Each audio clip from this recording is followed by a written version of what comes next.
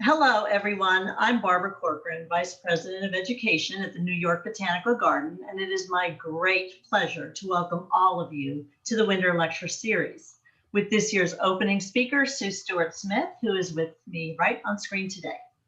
So this morning I looked out my window at a cold, gray day, 27 degrees, snow on the ground, and thought, yes, time for the Winter Lecture Series. So in this 21st year of the 21st century, this series enters its 21st year. And looking back over these past difficult months, we are feeling extra grateful to you, our community of gardeners, designers, horticulturalists, plant people, and friends. Grateful for all our members, patrons, trustees in the audience today. I welcome all our students, current students, past alumni, and faculty. I'd like to give a special shout out to our veterans out there, especially those who take part in our horticultural therapy program for veterans at the Edible Academy. And a warm hello to all our new friends from across the country, from Canada, the UK, Europe, and Latin America, over 600 registered for today's talk. Your attendance and support at this time means so much to the garden and to our education program. Before we begin, I want to encourage you to participate in today's event. Our education manager, Jason Griffith, will be facilitating things. If you want to make a comment during the presentation, use the chat button. But if you'd like to ask Sue a question specifically or directly, please use the Q&A feature. Finally, if you see an interesting question pop up in the Q&A, that you can like it. So liked questions will automatically flip to the top of the list, and those will be asked first. I like that feature.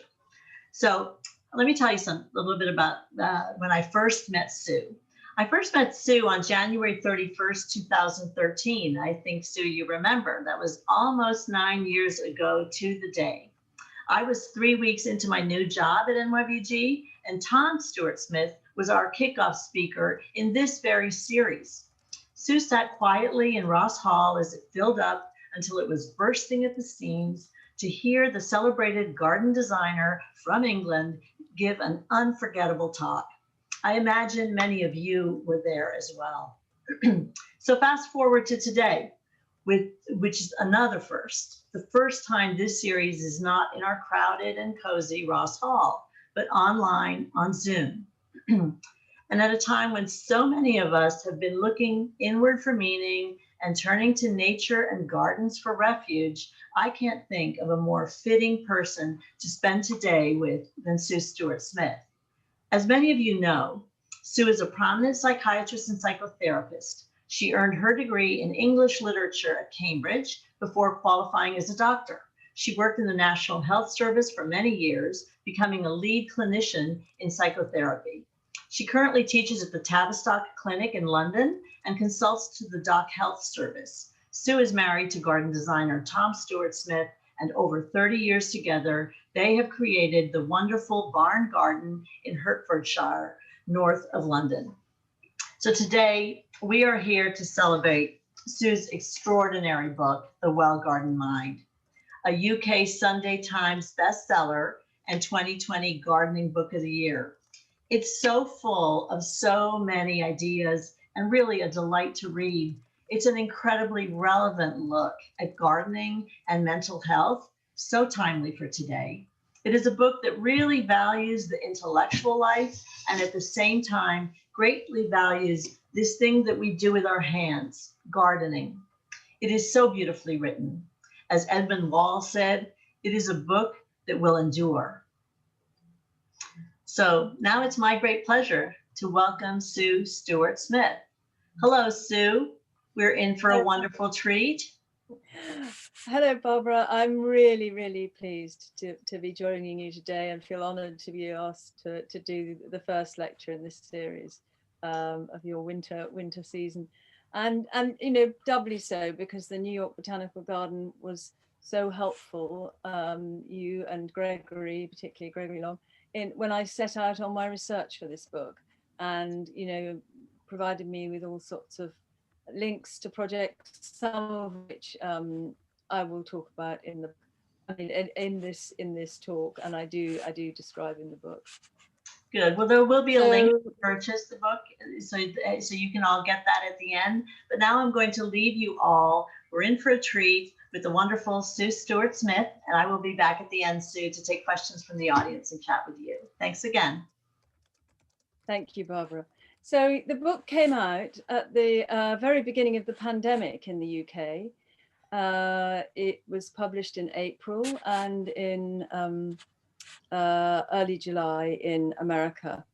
So really the book was sort of came into the world at this time of crisis. And that was a very extraordinary experience, having written a lot about how gardening can help people through times of crisis. I then found myself going through this crisis along with everyone else and turning to the garden. And as a book, it looks at history, it looks at psychology, anthropology, examples from literature, but also science, particularly neuroscience, and psychoanalysis. So drawing on my training as a psychoanalytic psychotherapist, I look at thinkers like Jung and Freud and Winnicott, each of whom in different ways understood the importance of our relationship with nature. And I also tell stories of other people's journeys through being helped by gardening. Interviews that I carried out on mental health projects, prison garden projects, an addiction center, community gardening projects, and so on. So the book is a kind of weaving together, and it brings together two sides of my life. My professional life as a psychiatrist and psychotherapist, and also my home life, where, as Barbara mentioned, I'm married to Tom Stuart-Smith. And, we set out on an extraordinary journey over 30 years ago when we moved to the garden, the house that is known as the barn, which was situated in an empty field. And I'm going to show you, just to give you a little bit of background, a picture of that empty field. And this is Tom's family. It's a family party helping us clear stones. It was a very dry, stony, not very fertile spot. And you can see the tiny box hedge plants going in. And our daughter Rose is there. She's our firstborn in the red hat. So one of the things that this illustrates, I think, as well, is not only the personal story, but just the simple fact of how much slog can go into making a garden. That for everything that we can get back from gardening, there is also a lot of hard work, and that the coming together, people coming together to do that, to create that energy of transformation, is, I think, a very important part of something that I'll talk about later, which is the social side of gardening and the community side of gardening. So I'll show you the same, not quite the same view, but nearly. So the transformation that happened here over the following years. So this is now the mature garden as it is today. And you can see the barn in the background. And I'll just show you, this is our courtyard garden. It's an enclosure at the front of the house. And this is taken in early July, when it really is at its peak. And you can see there the brilliant yellow of the Genista setnentis, the Mount Etna broom, along with the amethyst salvia and the euphorbia. So it's a sun trap. It's a wonderfully warm enclosed space full of these vibrant colors, particularly at this point in the summer. This, by contrast, is further out in the field at the back, the field that we were starting to clear beyond the planted area. We have these enclosures of hornbeam, these green enclosures, very simple spaces, and they're remarkably versatile spaces. They're wonderful, and the children were small, They played football in them and badminton in them, and they still do actually when they come home. But they're also, and they're great for parties. You know, they're wonderfully expansive spaces, but they're also lovely to be in a solitary way. They're spaces for contemplation because you feel so enclosed and protected in them and immersed in this other world of green.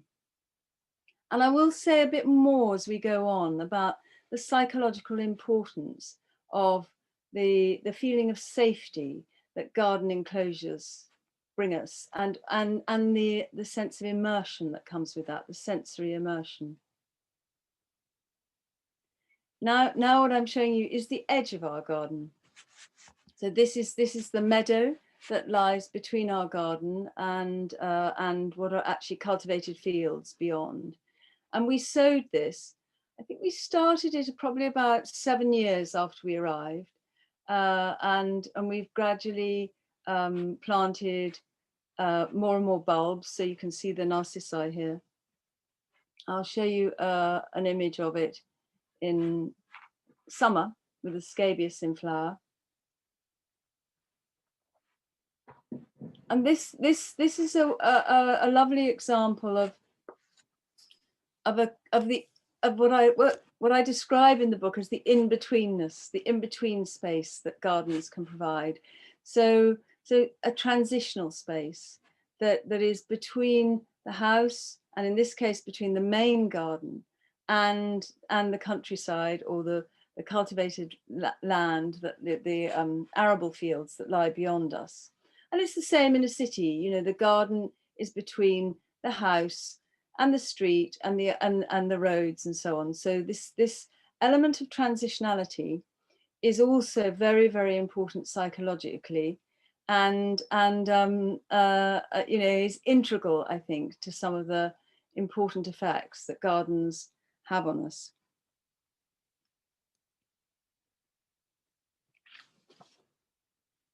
I'm just going to show you a few more slides taken in our garden before I get on to the rest of the talk. So this is also on one of the edges of our garden, as it sort of, there's a little bit of woodland with bluebells earlier in the year, and these are the camasias that come out every year as spring passes into summer, so in May, and it's a wonderful moment.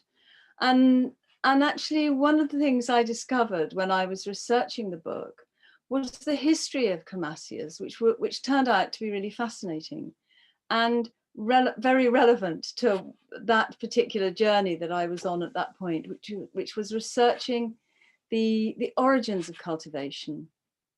I think very much in keeping with my psychoanalytic psychotherapy background, I felt in order to understand the significance of horticulture in the psyche, I needed to get to grips a bit more with the very origins of it, and perhaps the early meanings that it may have had for people.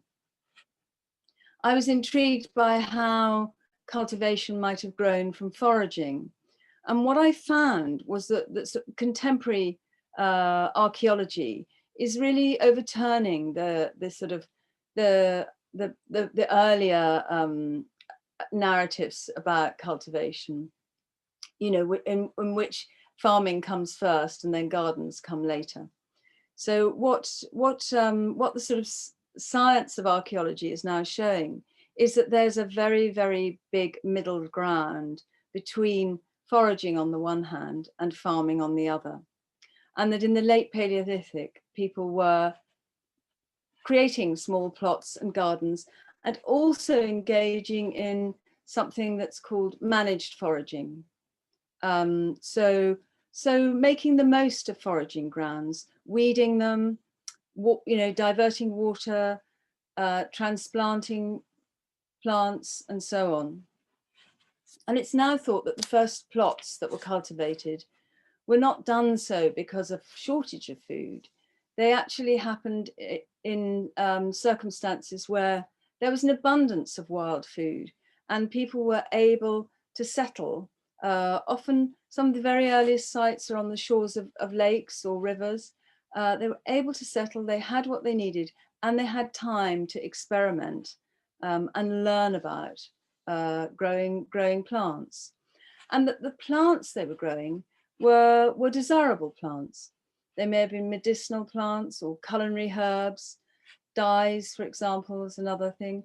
The bottle gourd was cultivated early on, we know that. So that actually staple foods are something that came much later. The aspect of this that intrigues me is that I think from the very beginning, horticulture was was a life enhancing exercise. That it was imbued with great cultural meaning. It was not about survival. Now, to come back to the Camasias, what I discovered there were some more recent examples that were very illuminating about indigenous cultivation and early forms of cultivation. And I came across the discovery of a meadow of Camasias, which is documented in the letters of James Douglas in 1843, when he landed on the south shores of Vancouver Island in British Columbia. He was looking for a site for a new trading post for the Hudson's Bay Company, and he discovered these exquisite blue meadows full of butterflies, and it was a sea of blue flowers, and he described it as an Eden. And amongst the flowers were growing ancient Garry oaks. So the flowers in question were Camasia quamash and Lettlinii. But this untouched Eden that Douglas discovered was in fact a cultivated landscape.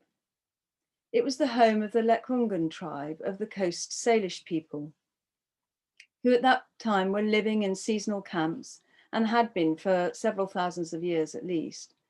And they fished and they foraged, but they also had developed horticultural skills through cultivating the bulbs of the Camasia, which are edible and within their culture, a delicacy, a sacred plant, as well as a vital nutrient, that source of starch, inulin, that would get them through the winter. These examples of very early indigenous cultivation were not recognized in other parts of the world as well when colonialists arrived there. And I give another example in the book of the Maori gardens in New Zealand, which were also ritual gardens. They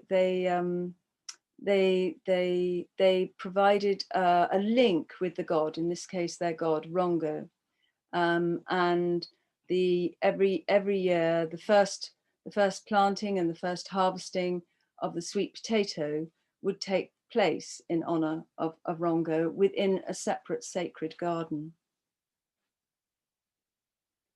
The other thing that became very apparent was the different kind of ethos that we see in indigenous cultivation, which is very much about a continuum of care between plants and people, and actually the colonialists who arrived, who started farming the land, who appropriated the land, had a very different philosophy, one of much more allied to power and domination and exploitation of the land. You know, harvesting as much produce from the land as possible, and not always returning nutrients to the land, not always caring for the land.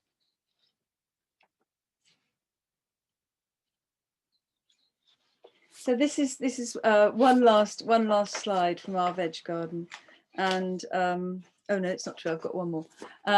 So this is taken this summer actually, and I just wanted to show how, I suppose it's a little bit about how my approach to gardening, and I think the kind of care in my garden that I like to embrace really, and you know, which is very much a sort of live and let live up to a point. So you can see here the bean poles. And the lattice work for the sweet peas, but also an awful lot of self-seeded annual flowers, which I sort of I celebrate what they do, and you know, I sowed them first many years ago, and they keep returning. And for me, this is part of the kind of something that I describe as a dialogue that we can enter into with nature, that it isn't a one-way relationship. This is a two-way relationship. And it's not us who's always in control by any means at all. And there's much to be celebrated in that.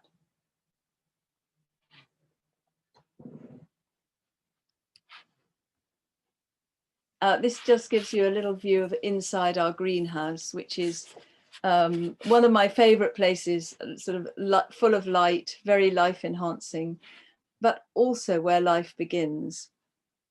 And here's a close up of the seed trays. And these are the seeds that I sowed in April at the beginning of the pandemic. And of course, at this time, millions of people around the world were also rushing to sow seeds, many of them for the first time. Because what we saw was an extraordinary phenomenon, was a sort of a sudden turning to nature. And a need, a deep psychological need to experience firsthand the power of nature's renewal.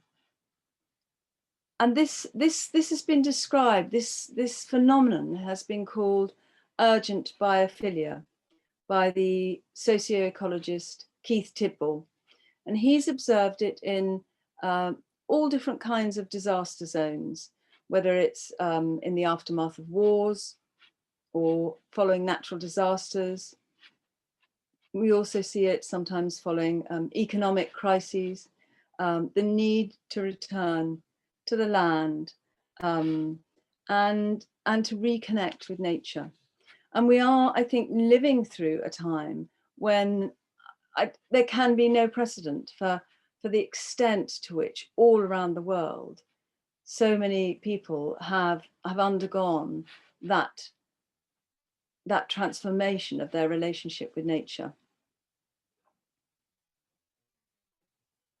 And of course, it's been enormously intensified by the fact that, unlike other kinds of crisis, in this crisis, we are cut off from many of our social supports. People are much more isolated. Their usual resources for stress release, many of them are not available to them. So the anti-stress effects of nature for us have become assumed even more prominence, I think, than in preceding crises. Seeds, of course, are psychologically incredibly important when we think about what gardening offers anybody in crisis, but also anybody struggling with mental health issues. Because one of the things that you know, if you're suffering from depression, if you're suffering from anxiety, one of the things that is blocked is any ability to think in a positive way about the future. And it's this very simple fact that comes from growing seeds, that you start already with you know, when they get to this point, you're beginning to sort of see the lettuces that are coming, the maize plants at the back. But part of your mind is projecting 2 or 3 months ahead to whether it's the harvest you're going to have or the beauty of the flowers. Gardening, like nothing else, gets a sense of positive anticipation going. And we are a future orientated species. It's one of our great strengths, really, to be able to plan for the future. And we need to be able to do it. It's vital to our mental health. And the simple act of tending plants, sowing seeds, provides a way of doing that is accessible to almost everybody, really.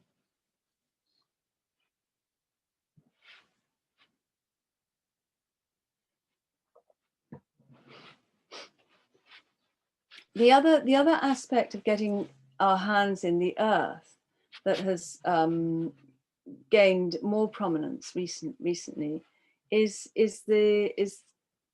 connected to our microbiome. So the beneficial bacteria within our bodies and our guts.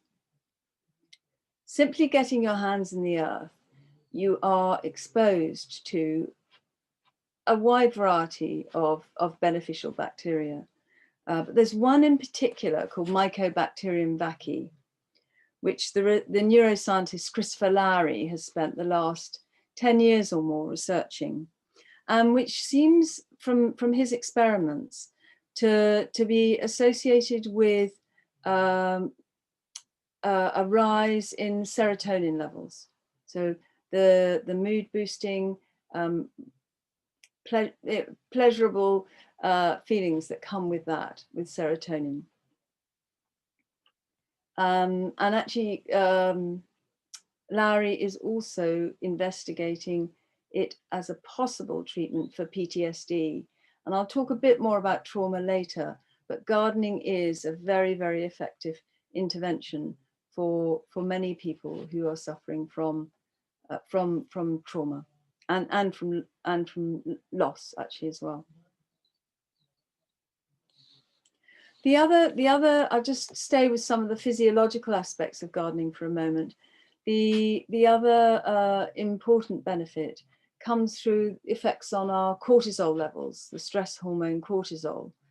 So salivary cortisol levels have been found to be to fall, to be much healthier after as little as 20 minutes to half an hour. And that's been shown in experiments in green space, but also through digging on an allotment, what we would call, what you would call a community garden, an allotment garden. So that stress effect is very specific to having greenery around you. The research that established that very clearly was done by Roger Ulrich, who's now based in Sweden and was at Texas in Texas University for a long time. And finally, the other ingredient in all of this that I want to flag up is something called brain-derived neurotrophic factor. This is released whenever we engage in any kind of new learning, anything that's stimulating. It's also engaged through exercise. And gardening provides, there are lots of ways of increasing your levels of BDNF, but gardening provides a very effective way of doing it because it brings together so many different elements. There's new learning, there's exercise, there's pleasure. And if it's a community-based project or a group mental health project, there's also socializing. So all these things together combine to make gardening at a neurophysiological level a powerful intervention. Now I'm going to just say a little bit about my grandfather, Ted May, who was one of the inspirations really behind the book. And here he is. This photograph was taken in his 60s in his greenhouse with his orchids that he loved growing.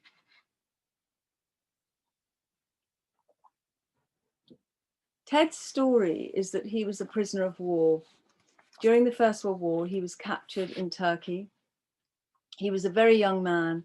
He was lucky to survive. And by the time he came home, he weighed only 6 stone.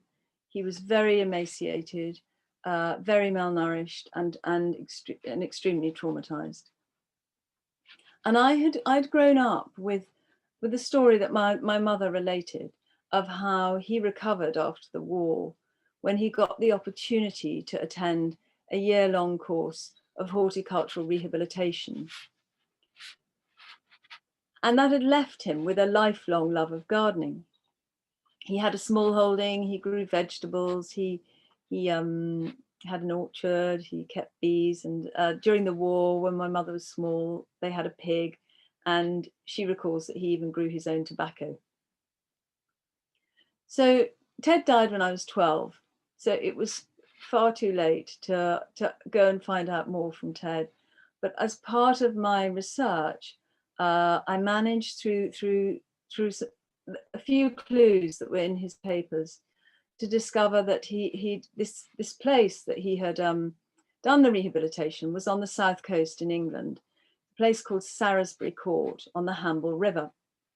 And actually, during the First World War, it had been an American hospital. It was the largest American hospital in Europe. And after the war, the British government bought it back from the American government and established it as a training centre for ex-servicemen. And what I discovered about this place, which no longer exists, it's been demolished. There's a small public park in part of the grounds. Is that it was really a very remarkable place. It had a large walled garden, and within the grounds there were 10 very large glass houses. Many of them were heated, and they grew exotic plants. They had a palm house, there was a camellia house. Ted there learnt to grow melons and grapes, as well as all the traditional English vegetables and fruits and so on. And this suddenly made sense to me of where his love of growing orchids in his greenhouse had come from. Because what I intuited was that he was recreating that experience that had been so incredibly valuable and life-saving to him. And of course, you know, that's often what we're doing when we create a garden. We're recreating something. It may be recreating an ideal of a garden. It may be recreating a childhood garden. It may be recreating, you know, a dream. It doesn't really matter, but there is a sense of bringing something into life that is actually already in our minds. Now I'm going to stay with the First World War, but move to the Western Front and the trenches. And very remarkably, soldiers who were fighting on the front line started to create gardens very early on, the first spring of the war. And they were, of course, recreating something of home in order to help them survive the enormous ordeal they were going through.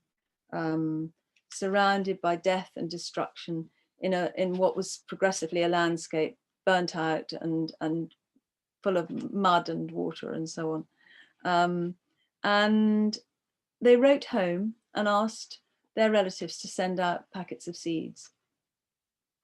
And they also transplanted plants from neighbouring gardens in villages that the trenches had been dug through, that had been evacuated. And they created gardens right behind. This garden is right on the front line. It's behind the back wall of the trench. And I'll show you, this is a close-up of an infantryman watering his plants. And I think it really, I love this photograph because you can really see his care and his focus on his plants. And the trench gardens illustrate in a very, very powerful way how this simple intervention can really help people hold on to their love of life, their sense of meaning in life, when everything around them is so dire, and when life is filled with fear as well. Creativity like this and care like this is actually associated with the release of endorphins in the brain. These are our natural opioids, you know, they're actually part of our care and our attachment system as well. And they bring with it, you know, a feeling of calm, relaxation and pleasure. And they're a very good antidote to fear.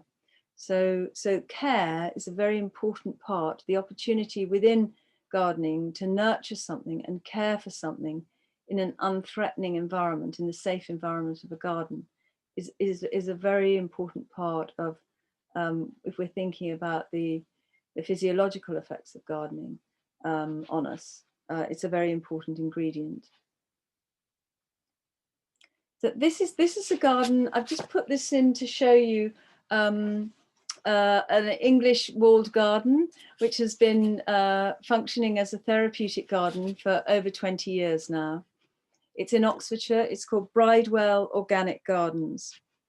And what you can see very, very nicely here in the aerial photograph is the different areas in the garden and the different opportunities it provides for different kinds of spatial experience.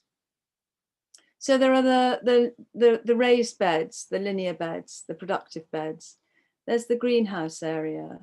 And then there are these other areas, more ornamental, some of them formal, some of them very enclosed, which are spaces for contemplation, for simply being in nature.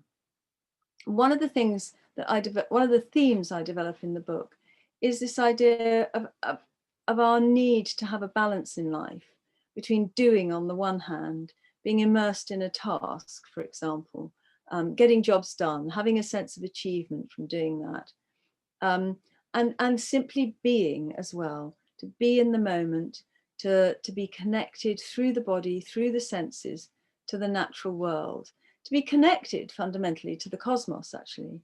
So the balance of this between being and doing is very, very easily lost, particularly in our very task-focused, screen-based 21st century lives.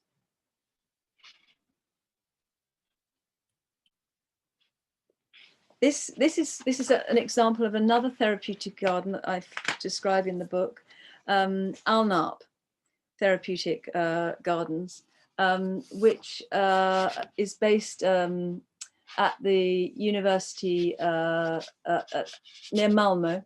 It's the School of Agricultural Sciences. This shows you, again, part of the garden that is not designed for productivity. You can see the hammock, you can see the pond and the stones. And one of the philosophies behind the rehabilitation program at Alnarp derives from the work of the American psychoanalyst and psychiatrist Searles. He described that he felt that he was writing in the 60s and the 70s, by the way. He was ahead of his time, basically. He described that he felt that psychoanalysts had underestimated the human need to connect with non-human life. And that, of course, you know, our human connections are formative. You know, they our relationships, mother-child relationship, family relationships. These are essential to making us who we are. But there are other aspects of life beyond that. And what Searles recognized was that particularly at times of crisis, people find human relationships far too complex. You know, the interpersonal demands, the signs you have to read, the confusion that can ensue, the stress that comes with that is too much. And that often what we need to do is start reconnecting, reattaching to life through connecting with the non-human world, through connecting with nature. And he proposed a hierarchy of simplicity. So stones were the most simple, then water, then trees, plants, and then animals.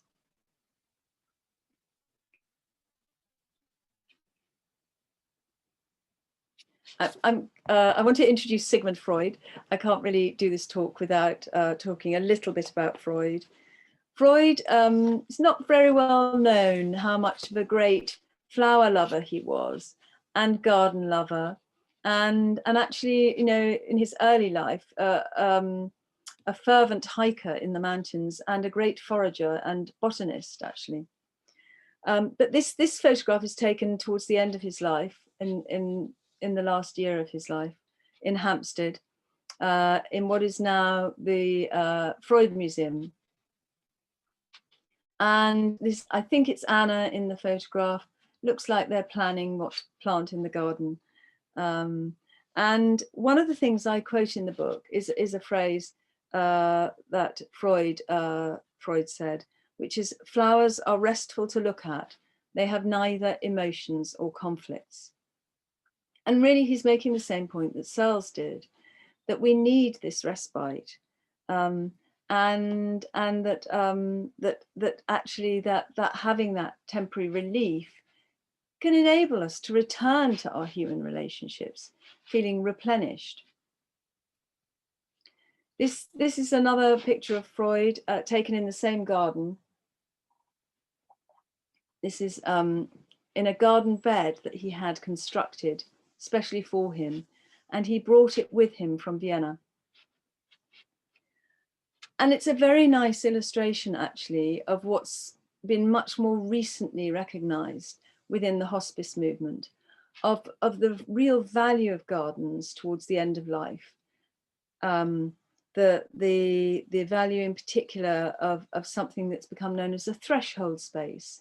So a balcony or a window seat, or like this, a protected bed where you can be inside a little bit, but also outside, connecting to the elements and the beauty of nature.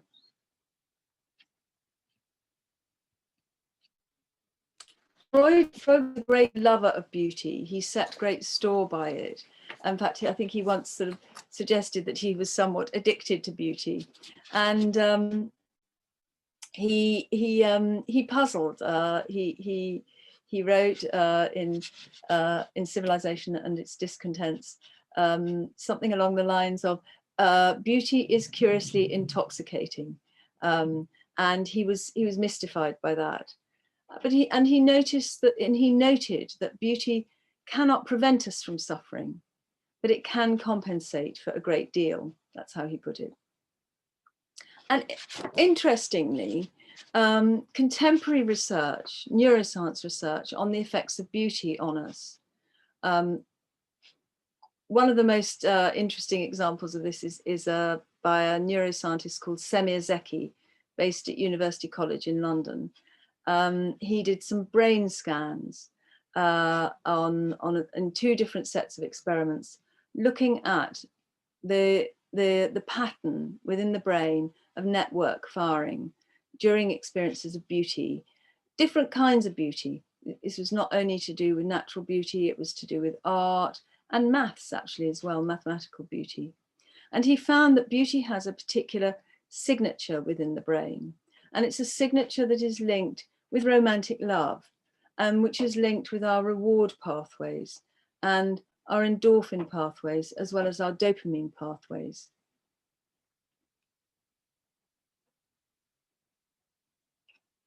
So this is Donald Winnicott, whose work I draw on quite extensively in the book. He's a British psychoanalyst who wrote about the importance of creativity in the mind. And actually, the other thing he talked about was transitional space. For him, transitional space is an in-between space. It's a space where we can inhabit, which we automatically inhabit when we're being creative, if we're daydreaming, a child lost in play, for example. It's where we can we can be both in the real world and not in the real world, without any pressure to differentiate between them. So the two aspects of life coexist, and there's no pressure actually to to come to terms with reality. And equally, you're not completely lost in fantasy either. And gardens, I think, quintessentially are all about this transitionality, that we can, we can enter into our own worlds. We can create our own ideal if we want, or try to create it. We get lost in the process like a child in play. But at the same time, we're having to work with very real, very physical elements, and having to, live with and work with the seasons, so many aspects of the reality of life. Important, basic realities. So we're always connected to that. And in that sense, a garden, it can be a refuge, but it isn't an escape from life, I think. Now, just in the last part of the talk, I'm just going to show you a few examples of therapeutic projects, some of which I write about in the book. This is the Horatio's Garden. Horatio's is a charity that was set up 12 years ago. It's this one is based at the Spinal Injuries Centre in Salisbury in the UK. And since this was the first garden they created. Since then, they've created 6 other gardens, one of which, the most recent at Stanmore, which is quite near where we live, was designed very, very recently and opened by Tom, my husband.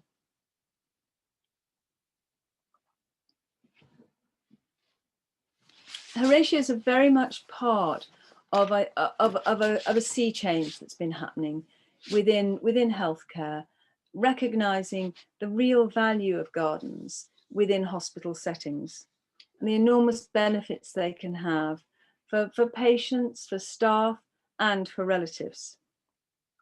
And if we look back at the history of hospitals in the 18th, 19th century, early 20th century, hospitals always had gardens. It's only after the Second World War that the real value of the garden was lost, partly under pressure, commercial pressure to build and to expand hospitals. Gardens simply disappeared. This picture is taken inside that garden, and you can see there that actually, in terms of visiting somebody in hospital, the garden is a transformative for both patient and relative. One of the young men I interviewed in this, who was in this unit, said to me he didn't really think his friends would have come to visit him in the same way at all, and that the wonderful thing about the garden was that he felt it was a place that they would all wanted to be in.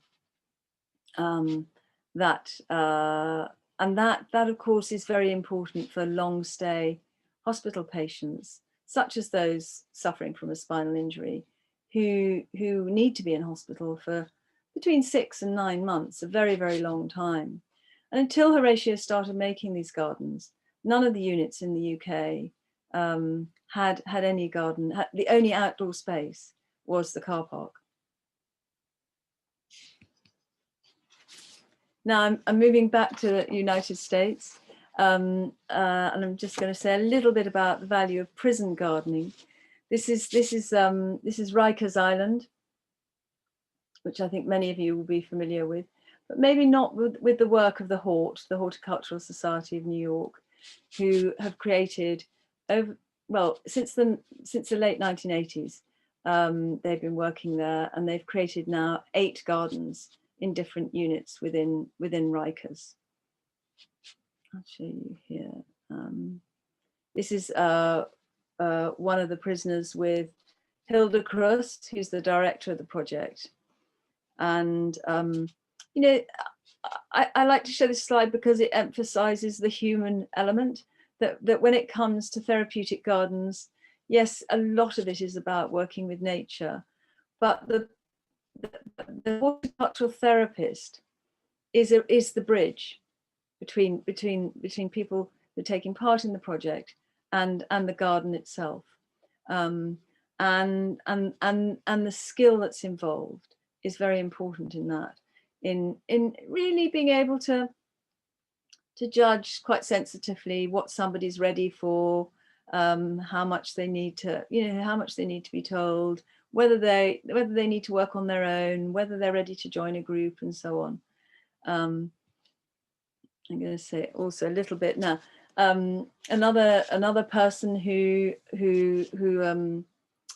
established is running a prison garden that I write about in the book is Beth Wakers, who set up the Insight gardening program at San Quentin, and that has also grown enormously in the intervening years. And there are now eight projects in other prisons in California. The important thing about both these examples, the Hortz project at Rikers and the Insight Garden at San Quentin, is that the gardening inside the prison is very much an introduction. It has also quite an educational component in terms of ecological issues, how we live with the planet, but also when prisoners are released, there's a chance to garden in the community. And that's a crucial element to the success of programs like this, because that's when people are most vulnerable to reoffending. So the figures show that for both these projects, the reoffending rates for people who complete the programs is 10 to 15%. So 10 to 15% of prisoners are back inside jail within 3 years. And that is compared to the normal, which is 60%, 60%. So it's a very, very, very big difference, makes a big impact. And I think one of the things that is so helpful in this is the experience of being creative, of the empowering effect of that, and how quickly people can feel that they have actually done something worthwhile, something that somebody else will say, oh, wow, you grew that, that you can feel proud of quite quickly through gardening, whether it's a delicious squash that you've grown and then shared with others in soup, or whatever it is. Gardening is full of shared pleasures. One last slide of the creation of raised beds in San Quentin. Now I'm just going to rattle on so we get to the end. This is a garden in the making. It's a garden that the New York Botanical Garden have been involved in from the beginning, in collaboration with the International Rescue Committee, and it's based in the Bronx. It's called the New Roots Refugee Project, and I'm going to show you how it looks more recently. And you can see it's a green island with lots of productivity going on and a market there, very much a hub in the community, and a very good example of what's come to be known as the pro-social effects of gardening, because the people attending this project are from all across the world, and many of it suffered from trauma and loss, and gardening brings them together, and it functions. It's been called a social bridge. This sense of again, it's about shared pleasures, shared tasks, shared productivity. This is another project that I write about in the book, the Windy City Youth Harvest Farm, which is run by the Chicago Botanic Garden, a very successful program for at-risk youth. And again, actually shared tasks, but also the sharing of food. This, I think, is very important to so many of the successful garden projects, is to have a weekly ritual where food that's been grown can be shared, enjoyed, and gives people that connection that comes. Food is a great connector. Gardens are also, as youth gardens show, a great learning environment, because they stimulate so many different aspects of learning through the body, through the senses, noticing things, for example, noticing what needs doing. These are all what's known as transferable skills. So you don't end up being a gardener necessarily, but you have great skills that you can take forward in life. And I'm just going to end on 2 slides from a UK project. This is a community project in South London called the Bridewell Greenhouses, and I think it's a lovely slide here showing joint working, and then the great pleasures of sitting down together afterwards, the camaraderie that can come from gardening, and I think in terms of community building, this is going to be, as we come out of the pandemic, so important. We're going to have to rebuild so many things, and making sure that community gardens thrive and that provide this kind of focus for people to begin to connect again and rebuild their lives is, I think, going to be crucial. And we are doing a little bit of that at home. This is our own community project in an orchard close to the barn. We've set up a tiny community garden there, which we're hoping to grow. And this is what it looked like this summer. It was the very first summer that we'd been able to establish it. And it's a very exciting project that Tom and I are taking forward. And that's the book. And it's also an audio book, by the way. So I do hope, if you haven't read it, that you will buy it.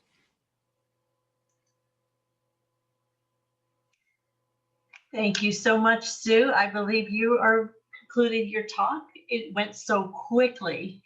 It had so many great insights, and on the other hand, you barely scratched the surface. So I much appreciate that time you spent with us. There were 2 things I just loved that I will selfishly point out. One was, I want a Sigmund Freud bed in my garden someday.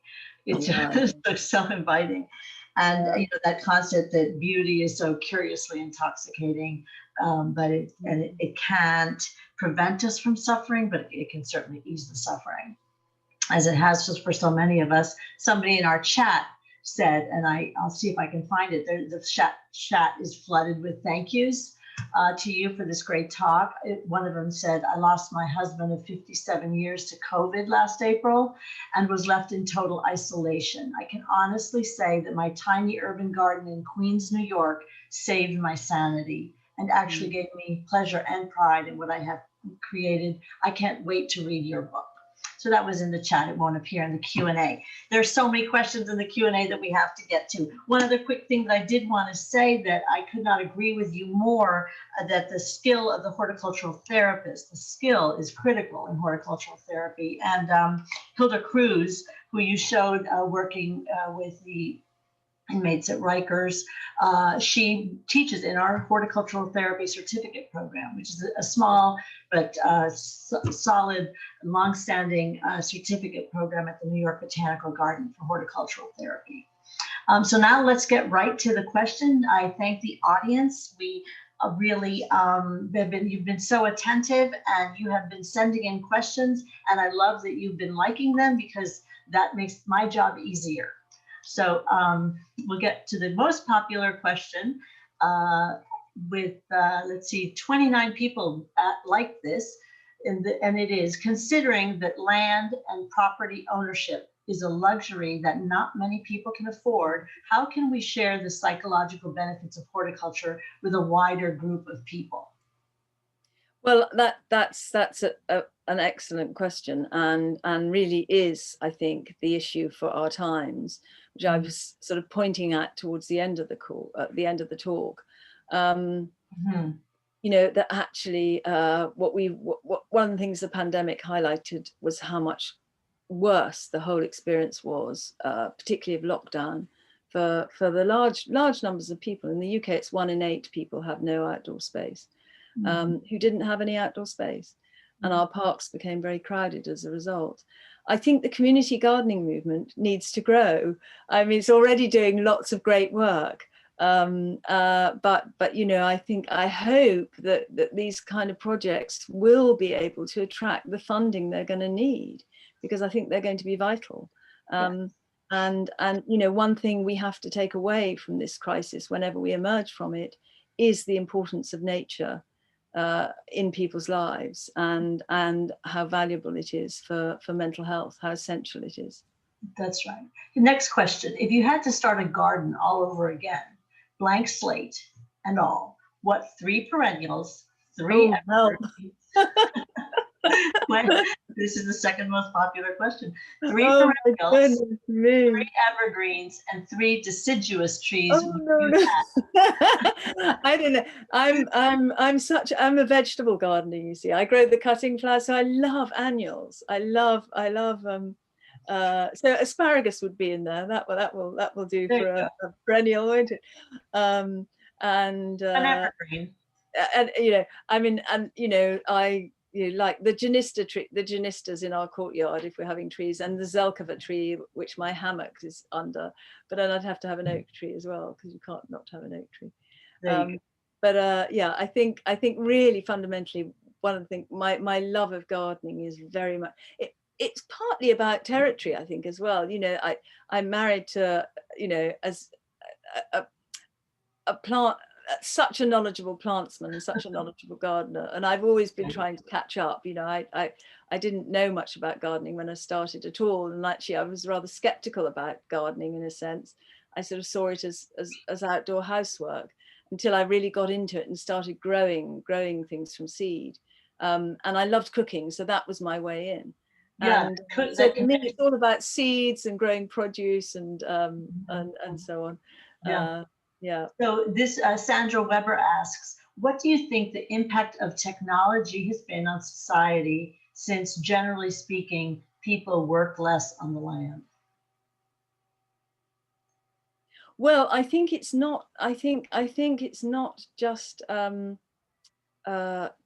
Yeah, I think it is partly technology. Yeah, I mean screens, but also, you know, labor-saving devices, gadgets, so on. We've actually lost a sense of the value of working with our hands, and that important brain connection with our hands. You know, we evolved. We evolved with these fantastically creative tools, and you know. So early man was so inventive through hands and women, so I think I write in the book about the work of a neuroscientist called Kelly Lambert, who's based at the University of Richmond in the US, and she demonstrates through a series of experiments that how important it is, this brain hand connection, and how much relief from stress it can bring us, but also the empowering effects of shaping something with our hands. Psychologically, very, very, very important. Right. I know you've spoken also about how people often talk about the brain as being similar to a computer, but you like people to think about the brain as being more similar to a plant. Yes, absolutely, or a garden, really, that we have to cultivate. Yes, I worry a lot about that the brain as computer metaphor has slipped into everyday language. You know, we automatically talk about being hardwired and so on. And you know, I've seen even neuroscience books, popular ones, sort of talking about this is like an app in your brain, or you know, sort of really encouraging us at a subliminal level as well as a conscious level to think of ourselves as machines or gadgets, and really in touch with the fact that, you know, change in the brain, for example, you know, depends on you know, the growth of new neural networks, and that's organic change. And you know, there isn't time here, but I do go into the book. But you know, actually the pattern of growth in our neurons is the same as plants. It's the same 3 mathematical laws that determine how things grow. And like a garden, you know, change in terms of, you know, our psychology and our underlying neurology takes time. You know, we have to be patient and we have to allow time for those changes to happen.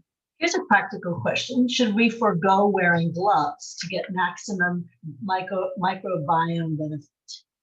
I think it depends what kind of gardening you're doing. I think it's actually thought that a lot of the contact comes through inhaling, so that we're just, when you're disturbing the soil, minute particles are released. And also, I think for vegetable gardeners, allotment holders and so on, or community gardeners who grow vegetables, through consuming vegetables, homegrown vegetables and so on, that haven't been sort of put through a chlorine washer. So salads as well. I mean, when they're washed, there'll still be something. It's probably, there'll still be traces there. So yeah, gardeners have been shown to have a richer, a better, a healthier microbiome in their gut. So it's probably happening in different ways. And I think one always has to think about protecting one's hands, if there might be something sharp in the soil. I actually often garden without gloves because I prefer the sense of contact. Yeah. So here is and by the way, I know we're running a little bit over on time, so we might lose some attendees. I will just remind you, I know some of you are asking, have we recorded this? We are recording it, and we wait a bit to share, so we probably will not be sharing these 3 talks until the winter lecture series is concluded, but we will be putting them up in our lecture library. So here's one. So if anybody needs to leave, please feel free, but we'll just stay for a few more questions because there's so many good ones. Yeah, no, it's lovely. And if it's okay with you, Sue, to stay a while longer with us.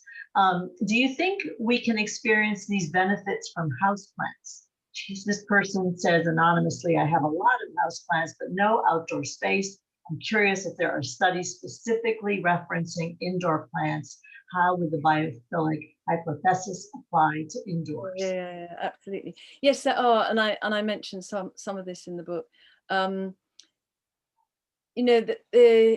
mentioned care earlier, the importance of care and nurture, which I think in terms of our mental health, we've kind of rather lost sight of the value of. It's become, often care sort of is become associated with a sort of, is it a burden, is it a duty, is it a but actually care has inbuilt neurological rewards for us, and that's very important. So whether you're caring for a houseplant, whether you're caring for a pet, whether you're caring for a garden, those effects are all the same.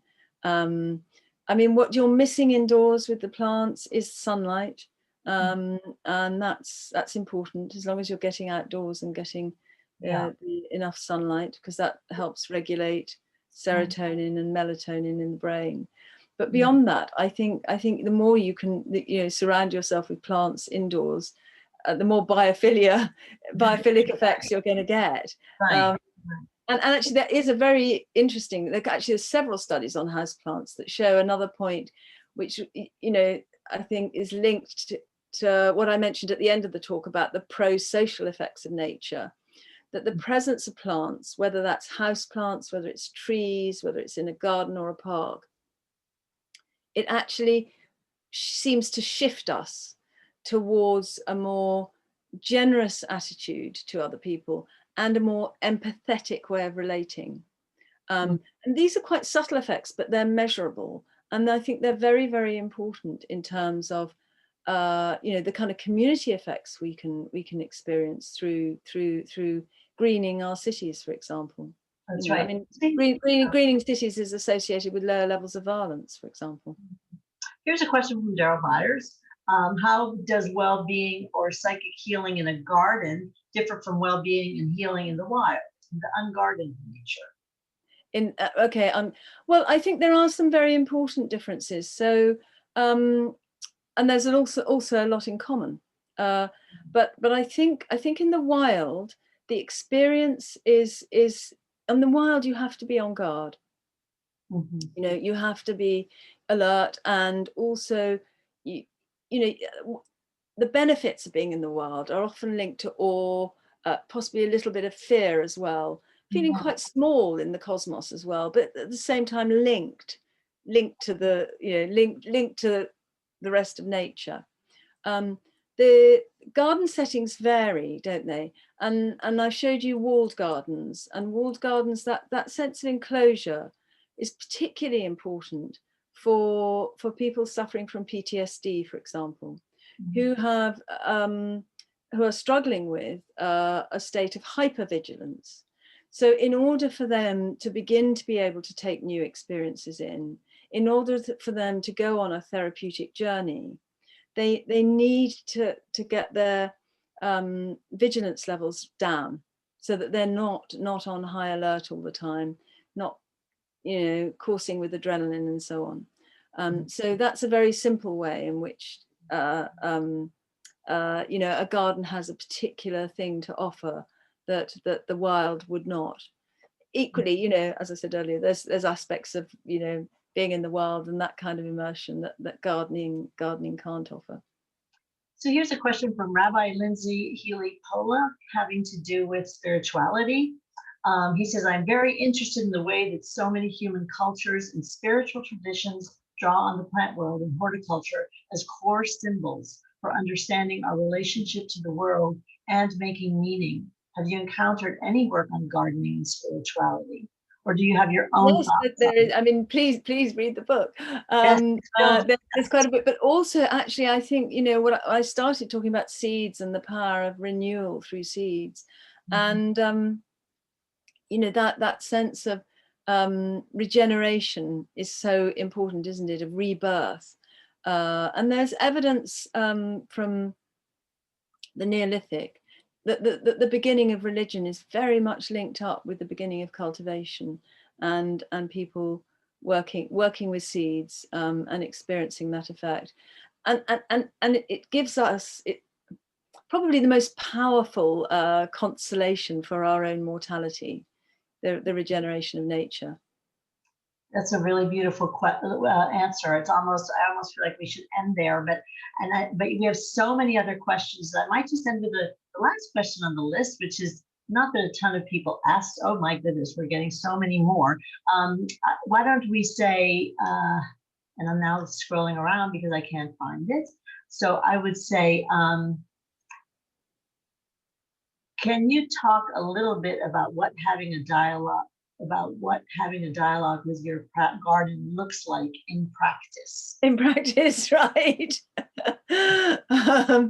Well, I think, you know, for me, it's about a sense of, you know, I do a little bit in the garden and then nature responds, you know, that sense of, you know, and you wait and see what happens, you know.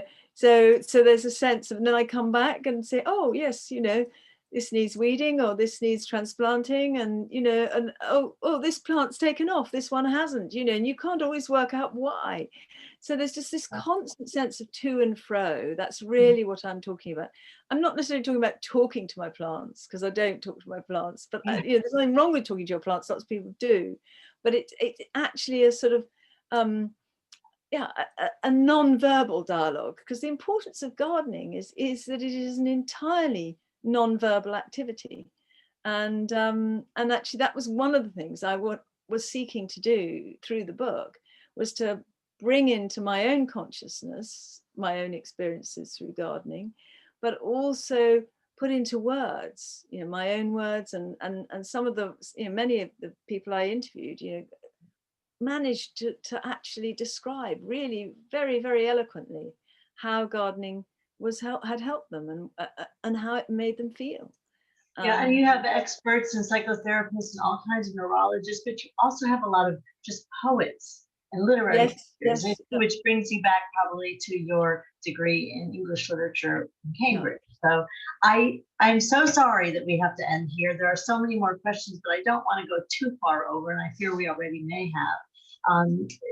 You all have been a wonderful audience. Thank you so much. Like I said, this is recorded. You'll see it up in a few months. And we'll try to answer any of those lingering questions in chat that we weren't able to answer. Thanks, Sue, so much. You're welcome to send me some questions, actually, and I can answer them. Oh, terrific. We will send them on to you. It's probably worth adding, Barbara, that it is available as an audiobook as well.